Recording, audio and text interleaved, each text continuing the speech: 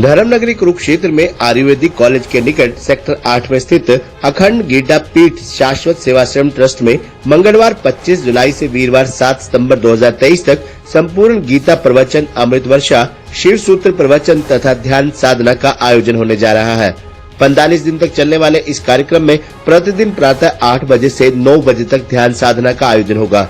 इसी प्रकार प्रतिदिन शाम 4 बजे से शाम 7 बजे तक श्रीमद् भागवत गीता प्रवचन होंगे। आज कार्यक्रम को लेकर आश्रम परिसर में एक पत्रकार वार्ता का आयोजन किया गया, जिसमें डॉक्टर स्वामी शाश्वतानंद गिरि जी महाराज एवं राष्ट्रीय स्वयंसेवक संघ के वरिष्ठ प्रचारक डॉक्टर इंद्रेश कुमार ने पत्रकारों को विस्तार से जानकारी दी। मास के दिन है।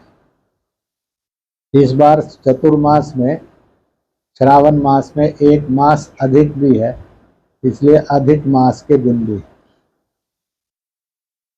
प्राचीन विकास परंपरा, शासन परंपरा, संन्यास परंपरा और समाज परंपरा का एक गुण था कि विद्वान लोग, संत लोग प्रवास न करके स्थिर होते थे और जो भी ज्ञान गोष्ठियां हैं उनके माध्यम से धर्म का, विवेक का और सद्गुणों का प्रचार किया जाता था। पूज्य स्वामी शाश्वतानंद जी के नेतृत्व में आज एक ज्ञान गोष्ठी जो 25 जुलाई से 7 सितंबर तक, जन्माष्टमी तक इस आश्रम में, कुरुक्षेत्र में, हरियाणा में, भारत में होने वाली है, उसका यह हवन के द्वारा शुभारंभ किया गया। मुझे इस हवन में रहने का और जो गीता ज्ञान यज्ञ 25 जुलाई से 7 सितंबर तक होने वाला है, उसका शुभारंभ करने का सौभाग्य मिला। मैं ये कह सकता हूँ कि हवन अग्नि प्रधान होता है। अग्नि का गुण है सब बुराइयों का नाश करना और सब प्रकार का प्रकाश करना। अग्नि अपने तप से सब प्रकार के विकारों का, चाहे वो शारीरिक हो, मानसिक हो, प्राकृतिक हो, बौद्धिक हो, वह नाश करती है और सद्गुण का और प्रकाश का विस्तार करती है। मैं आपके द्वारा यह जो ज्ञान यज्ञ, गीता ज्ञान यज्ञ कुरुक्षेत्र में पूज्य स्वामी शाश्वतानंद जी के नेतृत्व में होने वाला है, जनता से अपील करूंगा प्रतिदिन अधिक संख्या के अंदर स्वयं भी आए और बाकियों को भी सूचना दे कि वह भी अधिक संख्या में आए।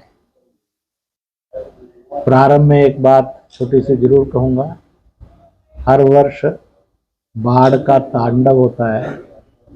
इस वर्ष भी बाढ़ का तांडव हुआ।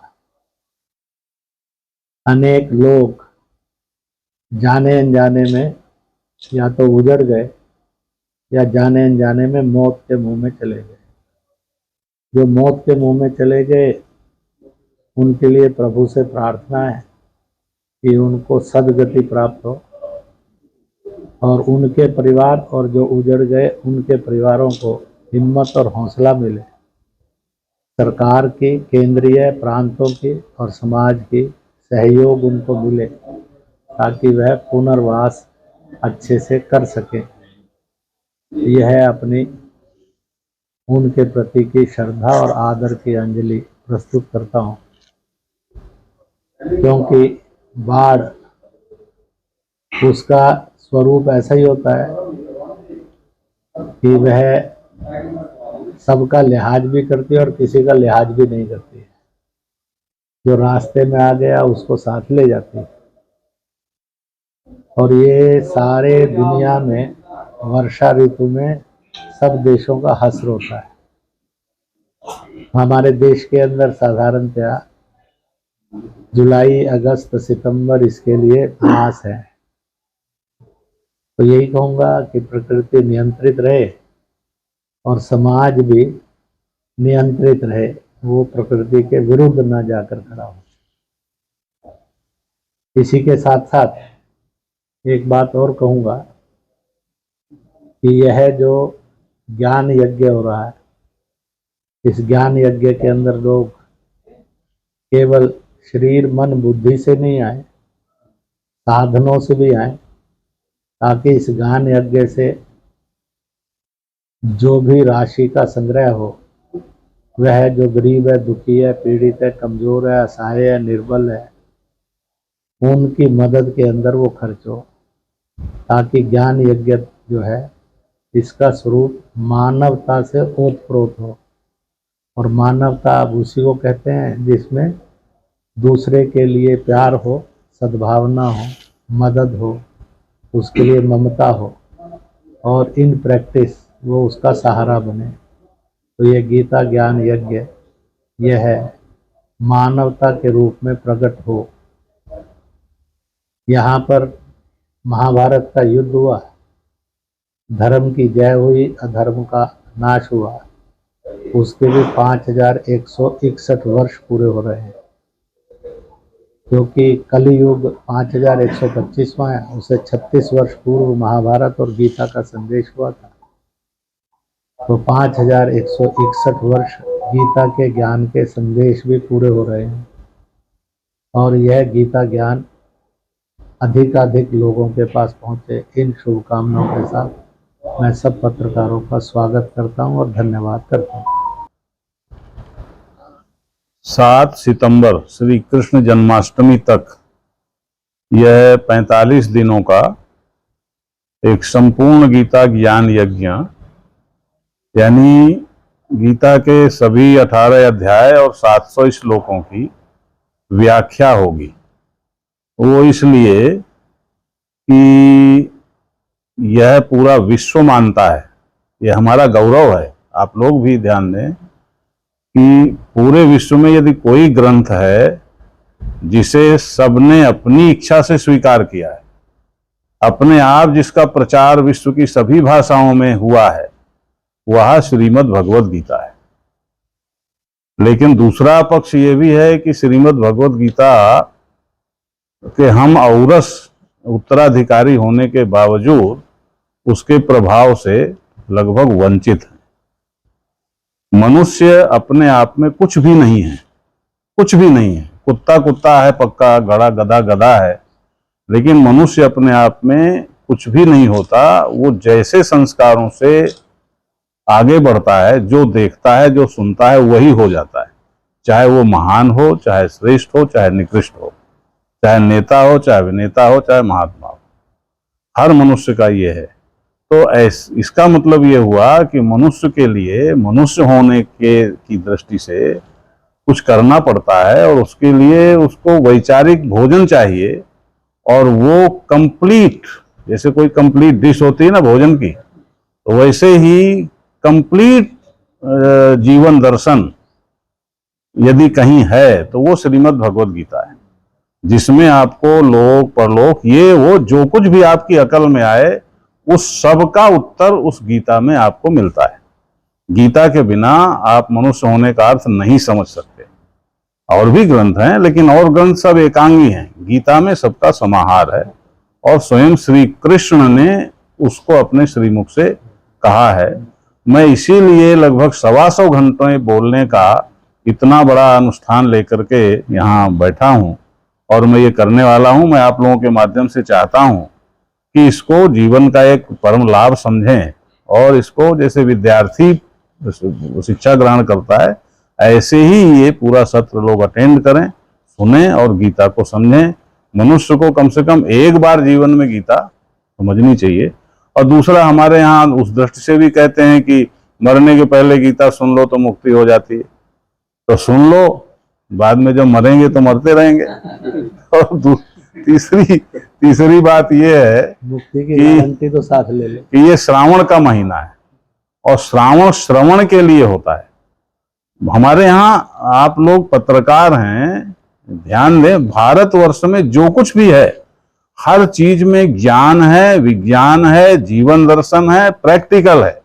और मैं एज ए सन्यासी, एज ए निरंजनी अखाड़ा का महामंडलेश्वर और एज ए फिलोसोफर, ये चैलेंज के साथ कहता हूं कि भारतवर्ष में केवल जैसा कि अभी हमारे माननीय श्री इंद्रेश जी कह रहे थे केवल हिंदुस्तान का यह हिंदू फिलॉसफी, केवल ये भारतीय दर्शन, केवल ये वेदांत ऐसा है, हिंदू धर्म ऐसा है जिसमें अंधविश्वास नहीं है। बाकी विश्व का कोई मजहब ऐसा नहीं है जिसमें अंधविश्वास ना हो। ये मैं चैलेंज के साथ कहता हूं और 1.5 महीने यहां बैठा हुआ हूं। हर जगह अंधविश्वास है, केवल हमारे यहां अंधविश्वास नहीं। दूसरी विडंबना यह है कि बाकी सबको मानने वाले ये मानते हैं कि हम बिल्कुल ठीक हैं और उनको कोई अपने धर्म में, मजहब में कोई शंका नहीं है, लेकिन हमारे लोगों को अपने मजहब में अंधविश्वास दिखता है। ये विडंबना है। जहां अंधविश्वास नहीं है वो अंधविश्वास के लिए बदनाम है, और जहां अंधविश्वास है वो वैज्ञानिक माने जाते हैं। इसका निराकरण भी गीता करेगी। तो मैं श्लोक से व्याख्या करने वाला हूं, एक एक श्लोक, ताकि कोई चाहे तो उसको ठीक से समझ ले। दूसरी बात ये कि मैं प्रातःकाल शिव सूत्र, क्योंकि ये श्रावण का महीना है और श्रावण का महीना शिव आराधना के लिए भी माना जाता है और पुरुषोत्तम मास भी है। तो पुरुषोत्तम मास होने के कारण मैं भगवान श्री कृष्ण की वाणी से निकली हुई गीता का व्याख्यान करूंगा, और शिव आराधना की दृष्टि से मैं प्रातःकाल 8 से 9 बजे तक शिव सूत्रों पर व्याख्यान करूंगा। वो 77 सूत्र छोटे छोटे ऐसे हैं जिनमें सारा कुछ भरा हुआ है, उन पर व्याख्यान करूंगा, जो काफी कठिन है लेकिन मैं सरल करके उनको बताऊंगा। और साथ में ध्यान साधना भी सिखाऊंगा, क्योंकि बिना ध्यान के आपका मस्तिष्क स्वस्थ नहीं हो सकता, यह भी पक्की बात है। तो वो भी मैं सिखाऊंगा। ऐसा ये परिपूर्ण कार्यक्रम 25 जुलाई से लेकर और 7 सितंबर तक होगा। 7 सितंबर को जन्माष्टमी है, तो जन्माष्टमी भी हम धूमधाम से मनाएंगे। और जन्माष्टमी को मनाने के लिए हम यहाँ पर देश के जो बहुत बड़े बड़े विश्वविद्यालय और उनके जो संगीत विभाग के जो विभागाध्यक्ष लोग हैं, उनके द्वारा संगीत का कार्यक्रम यहाँ प्रस्तुत होगा, न कि किसी पेशेवर कला बेचने वाले कलाकार के द्वारा। तो इस प्रकार का कुल कार्यक्रम अखंड गीता पीठ शाश्वत सेवाश्रम ट्रस्ट, जहाँ आप बैठे हैं, यहाँ पर यहाँ के विशाल गीता मंडपम एक बना है, आपकी ही प्रेरणा से बना है। तो 2017 में आपने ही वो प्रेरणा दी थी, तो वो बना है, बहुत बड़ा विशाल सभागार है, उसमें ये कार्यक्रम चलेगा। तो आप लोग भी उसका लाभ लें और अपने साधन के माध्यम से आप जनता को भी ये जागरूक करें। और लोग, मैं निवेदन करता हूं आपके माध्यम से कि सभी लोग आएं और एक सन्यासी की मेहनत का लाभ उठाएं। मुझे और कुछ नहीं चाहिए, केवल बस आप आएं और सुने, और जो सुनने यहाँ आएंगे उनके लिए यहाँ सब तरह की व्यवस्था भी रहेगी, तो आनंद लें। और कथा के बाद थोड़ा समय हम प्रश्नोत्तर के लिए भी रखेंगे। कथा का समय रहेगा 4 बजे से 7 बजे तक शाम को, और प्रातःकाल 8 से 9। स्वामी जी, थोड़ा सा क्वेश्चन है मेरा। जैसे हमारे धर्म में, वो बिल्कुल आप बात कर रहे हैं, अभी हम अपने धर्म में विश्वास नहीं करते। थोड़ा सा जैसे अभी कावड़ लेके आए हैं श्रद्धालु, तो कहीं ना कहीं वो जैसे भगवान शिव का रूप धारण कर लेते हैं, हनुमान जी का रूप धारण कर लेते हैं, जैसे उनकी वेशभूषा डाल लेते हैं वो, तो उस पर क्या कहना चाहिए? ऐसा है जी कि हमारे यहाँ मुख्य रूप से एक, वैसे तो मुख्य रूप से 2 मार्ग हैं, 3 भी कह सकते हैं, ज्ञान मार्ग और भक्ति मार्ग, और एक साधना मार्ग, ये 3 कह सकते हैं। तो ज्ञान मार्ग में तो हम परिपूर्णता को प्राप्त होते हैं। जैसे मैं अभी उदाहरण आपको एक दूसरे मजहब का देता हूँ। अभी मैं एक कार्यक्रम देख रहा था, वो केरल के राज्यपाल जी का क्या नाम है, आरिफ मोहम्मद खान। तो उनसे उसने पूछा किसी ने कि आप सब जगह सर झुकाते हैं, तो आपके मजहब के लोग आपको कहते हैं ये मुसलमान ही नहीं है, ये अल्लाह के सिवा और कहीं सर नहीं झुकाना चाहिए। तो उन्होंने बड़ा सुंदर जवाब दिया कि इसका मतलब उनकी नजर में अल्लाह के सिवा भी कुछ है। तो जैसे सभी मजहब के लोग मानते हैं कि बस हम ईश्वर की जो परिकल्पना सभी कर लेते हैं उसको आराधना करने के लिए, तो सभी मजहब के लोग मानते हैं कि यही परिपूर्ण है। तो जैसे उन्होंने कहा कि इसका मतलब जब वो कहते हैं कि हम खुदा के अलावा किसी को सर नहीं झुकाएंगे, तो उनके ध्यान में खुदा के अलावा भी कुछ है, लेकिन मेरे ध्यान में खुदा के अलावा कुछ नहीं है, इसलिए मैं कहीं भी सर झुकाता हूं तो खुदा को ही झुकाता हूं। ऐसे ही हमारे यहाँ सब जगह राम, सभी सिया राम में सब जग जानी, जित देखो तित श्याममयी है, सर्वम खलविदम ब्रह्म। तो हमारे यहाँ भी ऐसे ही सर्वात्मवाद है। ये तो ज्ञान का पक्ष हो गया, इसलिए हमें किसी से विरोध नहीं होता। अभी कल बहुत बढ़िया बात हमारे माननीय श्री इंद्रेश जी कह रहे थे कि यदि इस धरती के ऊपर कोई सेकुलर है, ये विचारणीय प्रश्न है, इस पर लोगों को चिंतन करना चाहिए। यदि कोई सेकुलर है, स्वभाव से, जन्म से, फिलॉसफी से, आचरण से, पारंपरिक हजारों वर्षों के, लाखों वर्षों के इतिहास से, तो वह हिंदू है। सेकुलर के जो मीनिंग आप निकाल सकते हैं वो हमारे स्वभाव में है। हम मुसलमान को ये नहीं कहते कि भाई तू मुसलमान है तो फिर तो हमारे लिए तो घृणा का पात्र है। हम किसी से घृणा करते ही नहीं है। हमारा मजहब परिपूर्णता सिखाता है। हम परमार्थवादी हैं, ब्रह्मवादी हैं, इसलिए हम सबको उसी के रूप में गले लगाते हैं। सच्चे अर्थों में तो हम सेकुलर हुए ना, और हमें जो छोड़ के कहीं चला जाता है वो सेकुलरिज्म छोड़ देता है। लेकिन अब क्या बताएं, अब इस सत्य का प्रचार कैसे हो, इसकी आवश्यकता है। तो इसलिए ये जो ज्ञान का पक्ष है तो परिपूर्णता का हो गया, उसमें हमें किसी से विरोध नहीं, कोई कैसे करता है। अब भक्ति का पक्ष जो है वो भावना का पक्ष है। भक्त के हृदय में जैसी भावना होती है वो भगवान का उसी प्रकार से उससे अपना तादात्म्य, मुख्य चीज है हमारा तादात्म्य स्थापित होना। जैसे बच्चा तोतली भाषा में बोलता है तो आप भी तुतलाने लग जाते हो, जबकि आप बढ़िया बोल सकते हो, लेकिन आपका छोटा बच्चा तोतली भाषा में बोले तो आप उसे तुतलाते हो तो बच्चे को मजा आता है। तो ऐसे ही वो भक्ति भाव से करते हैं तो उसका, लेकिन जिनको मूर्ति पूजा या जो स्थूल दृष्टि रखते हैं भगवान के बारे में, कि भाई भगवान की शकल है, तो फिर वो शकल ही में अटक जाते हैं। उनको लगता है कि देखो भगवान की शकल, जिसके इसी कारण से उसने एक क्या फिल्म बनाई थी, वो जो पीके फिल्म उसने इसीलिए बनाई थी। यद्यपि उसने उसमें पक्षपात किया था, उसकी धूर्तता थी उसमें, लेकिन फिर भी उनको वैसा दिखाई पड़ता है। लेकिन मैं ये जरूर कहूंगा, इसको स्वीकार करता हूं, लेकिन जो किसी देवता का अभिनय करे उसे उस देवता के अभिनय की मर्यादा का पालन आचरण में करना चाहिए। जैसे अरुण गोविल आज भी इतने वर्षों बाद भी कई बार उसका वो जाता है कहीं तो लोग उसके पैर छूने लगते हैं। तो उसको चाहिए कि वो इस गरिमा को अपने अंदर भी महसूस करे कि मैंने राम को जिया है।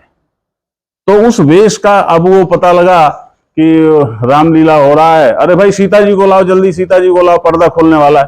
तो कोई कहता है सीता जी तो बीड़ी पी रही हैं। ये नहीं होना चाहिए, ये नहीं होना चाहिए। यदि सीता का कोई अभिनय करने वाला है तो सीता की गरिमा हो, राम का अभिनय करने वाला है तो राम की गरिमा हो, शिव का अभिनय करने वाला है तो शिव के जब वेश पहने हैं तो उस समय कोई ऐसा पैसा मांग रहे हैं शिव का, वो गलत बात है, वो बिल्कुल गलत बात है। मैं उसको एकदम कंडेम करता हूं। भगवान का, देवता का कोई भी स्वरूप बना करके भिक्षा मांगना, पैसा मांगना बहरूपी बन के, और फिर ऐसे ऐसे इधर उधर कटोरा लेके चलना, यह धर्म का अपमान है। यह कतई नहीं होना चाहिए, इसको रोका जाना चाहिए।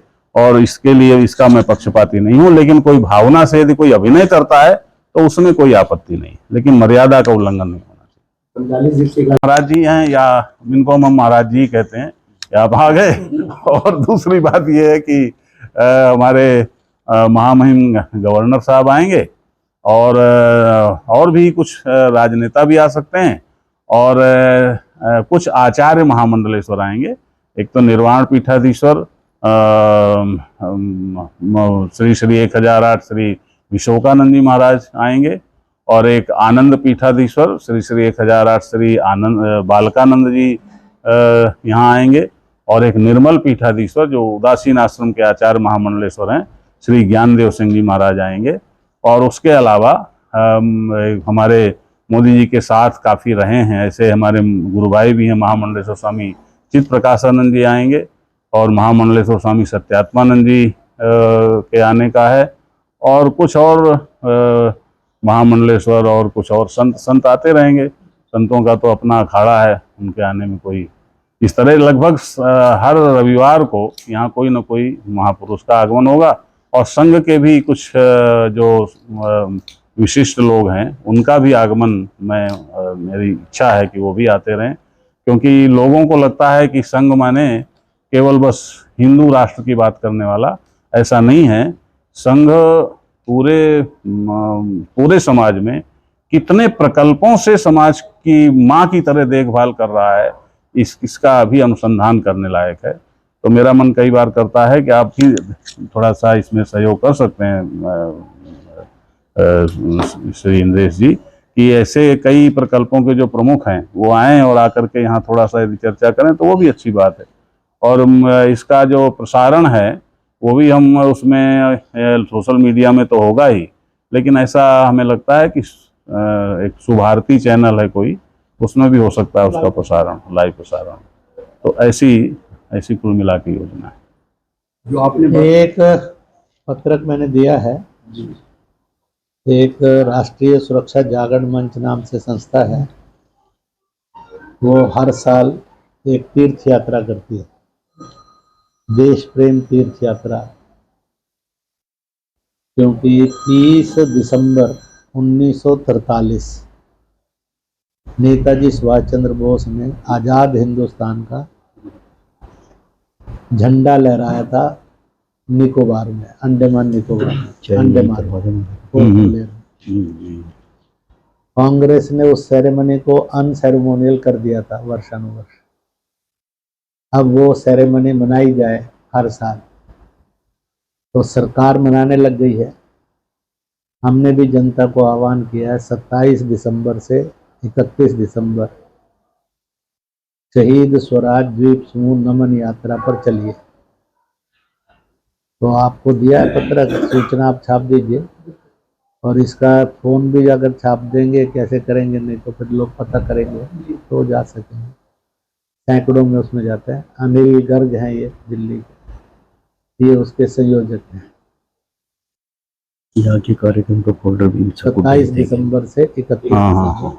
30 दिसंबर को समुद्र के किनारे जिमखाना क्लब में, जहाँ नेताजी सुभाष चंद्र बोस ने तिरंगा लहराया था 43 में, 30 दिसंबर को, वहाँ झंडा लहराकर आज़ादी का प्रथम दिन और विभाजन का प्रथम दिन 15 अगस्त 1947।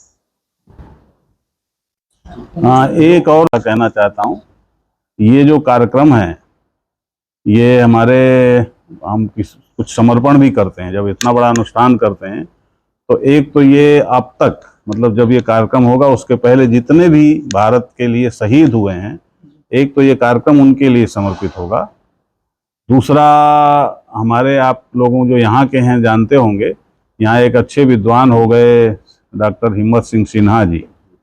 उन्होंने जाते समय अपनी वसीयत में हमारे आशीर्वाद के लिए ये लिखा था कि उनसे आशीर्वाद लिया जाए। तो उनका वो प्रेम और उनकी निष्ठा देख करके ये कार्यक्रम उनको समर्पित होगा। तीसरा, इसमें कोई ऐसी बात नहीं कि कोई व्यवहारिक लाभ की कोई बात हो। तीसरा, एक कार्यकर्ता थे हमारे राष्ट्रीय स्वयंसेवक संघ के स्वयंसेवक, बहुत ही अच्छे, सबके काम आने वाले, कोई उनकी शिकायत नहीं करेगा, श्री बंसी लाल जी। कभी आया, वो आपके भी आए होंगे सेवा में। बंसी लाल जी वो स्वयं, हाँ, पढ़ाते यूनिवर्सिटी में थे, लेकिन वो मतलब स्वयंसेवक थे, शुद्ध रूप से स्वयंसेवक, किसी के भी काम आने वाले, तो उनके लिए समर्पित होगा। और एक कमल भारद्वाज, एक विश्व हिंदू परिषद के कार्यकर्ता थे, वो भी मुझे बहुत, उनसे मैं प्रभावित हूँ। उनको मैं बहुत डांटता था, लेकिन बिल्कुल सरल, मतलब गुस्सा दिलाने के लिए, लेकिन वो बहुत सरल थे और बहुत काम उन्होंने विश्व हिंदू परिषद के मंच के लिए किया। तो ये उनके लिए समर्पित होगा। और दूसरे जो भी इस यज्ञ में किसी भी प्रकार का सहयोग, कि हमारे ये पुनीत जी हैं, इनके स्वर्गीय पिता श्री होशियार सिंह के लिए समर्पित होगा। और भी जितने लोग भी इसमें सहयोगी होंगे, उन सब के पूर्वजों के लिए ये कार्यक्रम समर्पित होगा। और राष्ट्र के लिए मंगल कामना का भाव तो रहेगा। इस तरह का ये कार्यक्रम। अभी